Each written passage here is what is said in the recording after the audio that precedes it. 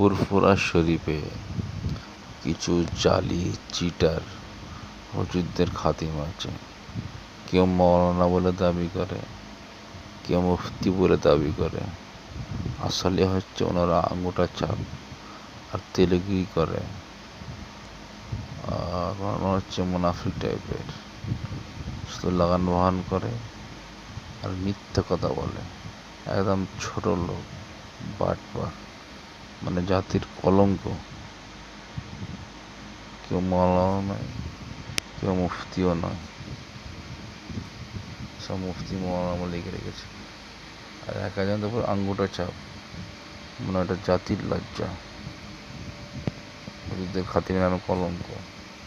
প্রকৌশলী মনে করছে আপনার মনে কাছে দূরে থাকবেন। ভালো থাকবেন, সুস্থ থাকবেন।